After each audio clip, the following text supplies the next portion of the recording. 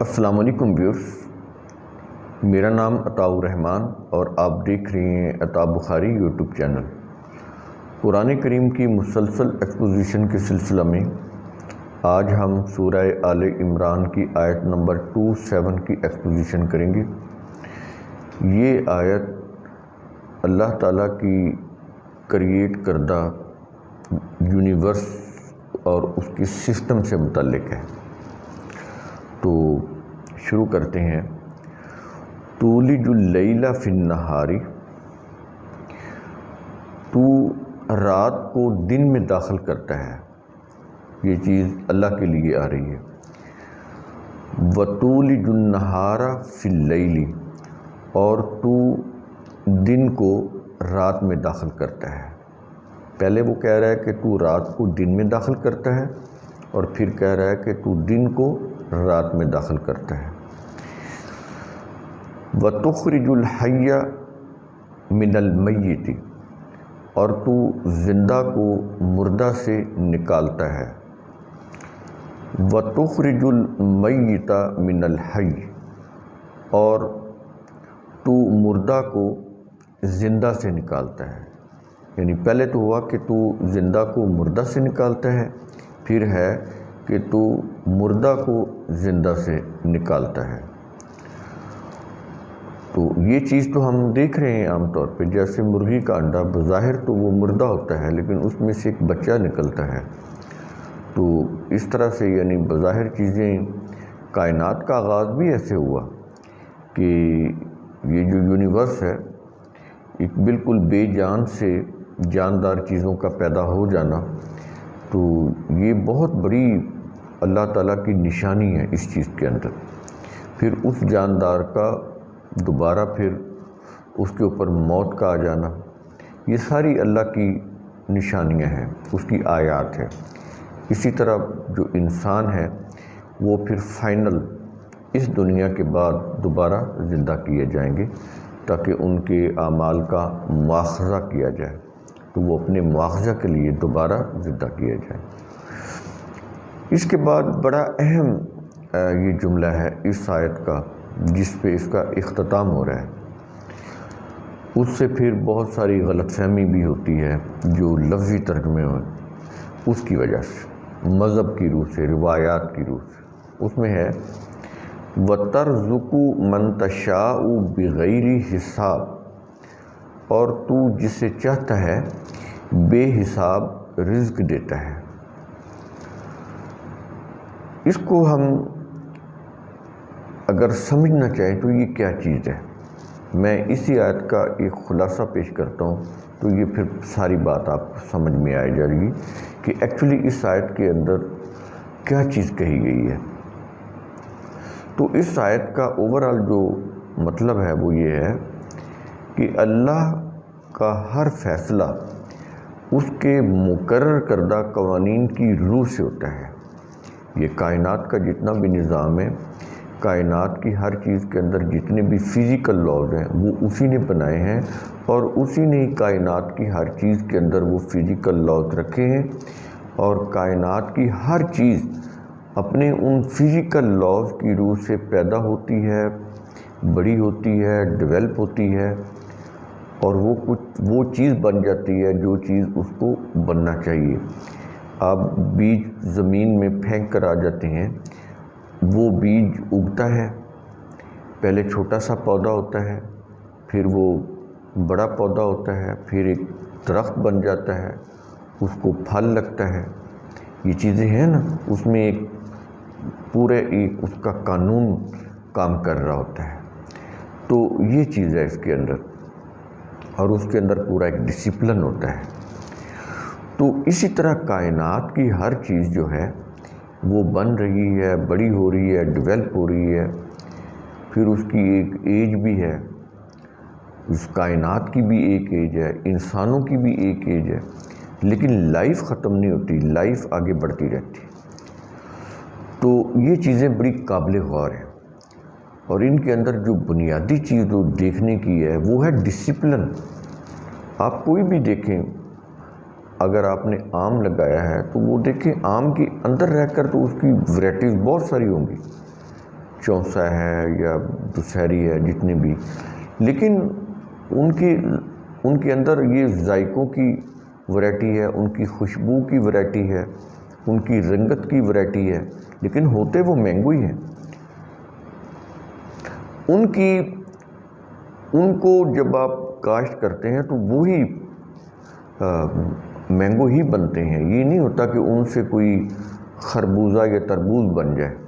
یعنی ہر چیز کے اندر ڈسپلن ہے، کوئی چیز اپنی پراپرٹی، اپنا ایٹریبیوٹ چینج نہیں کر سکتی۔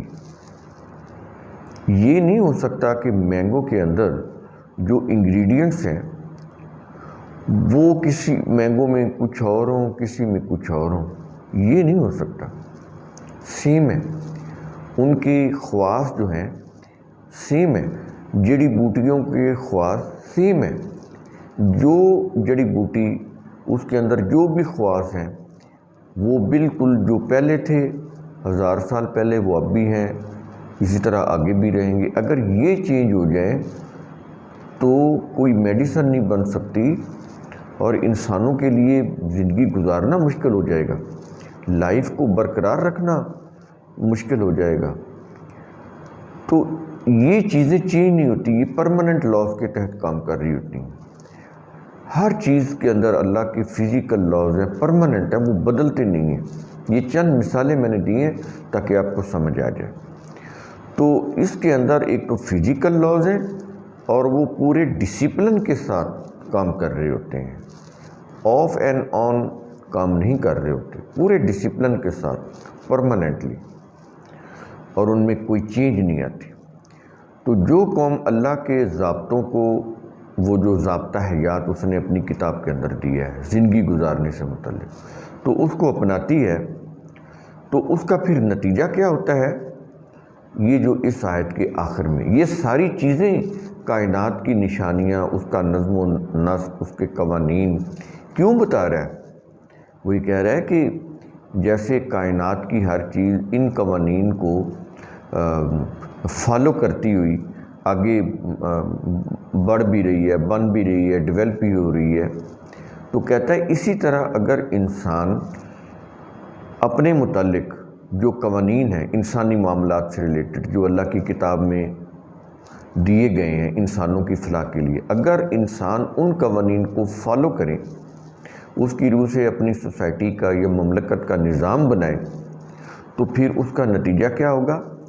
اس کا نتیجہ یہ ہوگا کہ جیسے یہ کائنات حفاظت کے ساتھ چل رہی ہے اس لیے کہ وہ اللہ کے قوانین کو فالو کر رہی ہے، اسی طرح اگر تم بھی اللہ کے قوانین کو فالو کرو تو پھر اس کا نتیجہ یہ ہوگا کہ اتنی کثرت سے تمہیں سامان زندگی ملے گا جو تمہارے حساب اور شمار سے بھی کہیں زیادہ ہوگا۔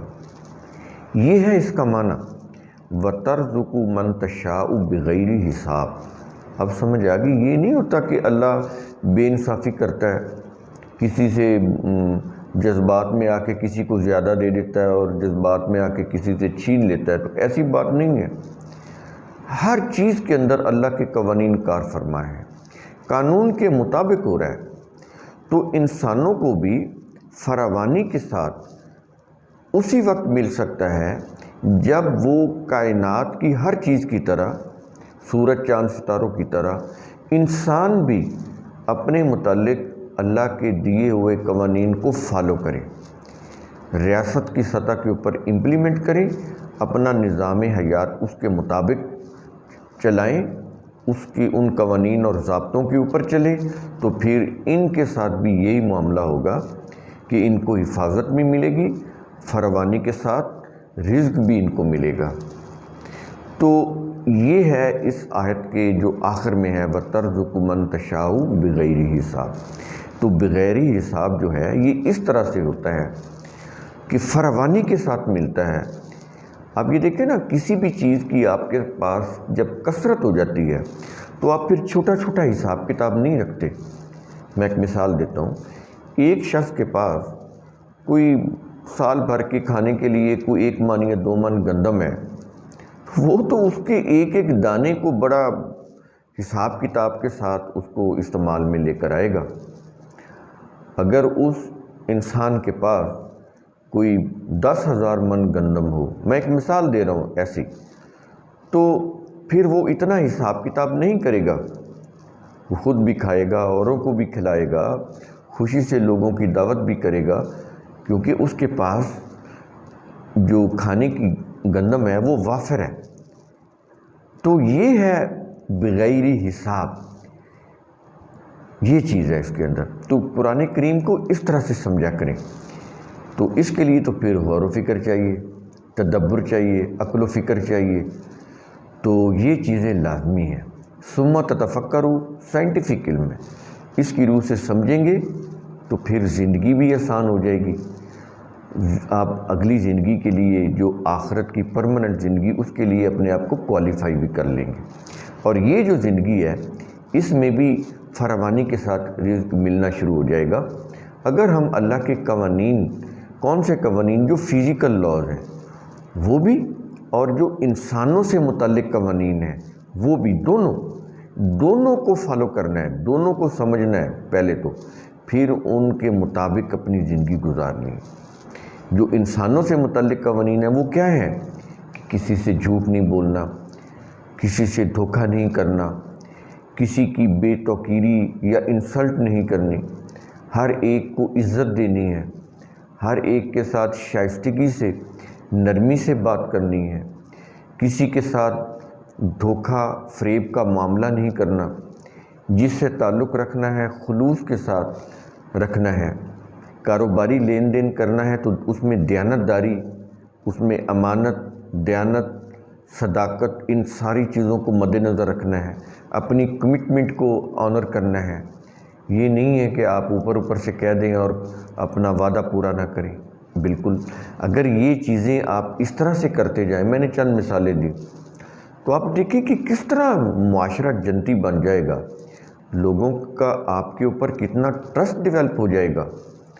ذرا سوچیں، اگر اس طرح کا ان خصوصیات کا جو میں نے ابھی چند بتائی ہیں، اگر ایسا کوئی ایک دوست بھی کسی کو مل جائے، یا ایک بھی ایسا کوئی بزنس پارٹنر کسی کو مل جائے، تو دیکھیں کہ زندگی کتنی آسان اور خوشحال ہو جاتی ہے، اس سے کتنا انسان کو راحت اور سکون ملتا ہے۔ یہ چیزیں، جب انسان کو راحت، سکون، آسائش ملتی ہے تو پھر انسان محنت بھی کرتا ہے، پھر اس کا دماغ بھی زیادہ کام کرنے لگتا ہے، تو وہ زیادہ اچھے انداز سے پلان بھی کرنے لگ جاتا ہے۔ تو جب لوگوں کا اس کے اوپر ٹرسٹ ڈیولپ ہوتا ہے، اس سے اس کے اندر ایک خود اعتمادی بھی پیدا ہو جاتی ہے، تو وہ خود اعتمادی بھی اس کو پھر آگے بڑھاتی ہے سوسائٹی کے اندر۔ تو یہ چیزیں ساری انٹر لنک ہے۔ پھر فزیکل لاز میں محنت آ جاتی ہے، وہ بھی آپ وہ محنت کے ساتھ کوئی بھی کام کریں گے، اس میں جو انسانی قوانین ہے دیانت کے ساتھ کریں گے، محنت اور دیانت یہ ملے گی، تو پھر دیکھیں کتنی گروتھ ہوتی ہے۔ تو یہ ساری چیزیں، اللہ کے فزیکل لاز بھی اور یہ جو انسانوں سے متعلق قوانین ہیں یہ بھی، جو اس کی کتاب کے اندر ہیں، دونوں کو ہی لے کر چلنا ہے، تو اس سے پھر انسان کو بے حساب رزق ملتا ہے، یعنی فراوانی کے ساتھ ملتا ہے، جس میں پھر اس کو کچھ چھوٹے چھوٹے بریک حساب کرنے کی ضرورت نہیں ہوتی، فراوانی ہوتی ہے نا، خوشحالی ہوتی ہے، تو اس میں پھر انسان جو ہے وہ باریکیوں میں جو چھوٹے چھوٹے حساب ہوتے ہیں وہ نہیں کرتا۔ انسانوں کے اندر ایک وسعت، ایک کشادگی پیدا ہوتی ہے، وسیع القلبی، وسیع النظری، یہ ہوتی ہے۔ جب یہ چیزیں پیدا ہوتی ہیں وہ قومیں پھر آگے بڑھنے لگ جاتی ہیں، یہ چیز ہوتی ہے۔ تو قرآن کریم کا اصول ثم تتفکروا، اس کی روح سے آپ خود بھی سوچا کریں، سمجھا کریں، غور و فکر کیا کریں۔ شکریہ۔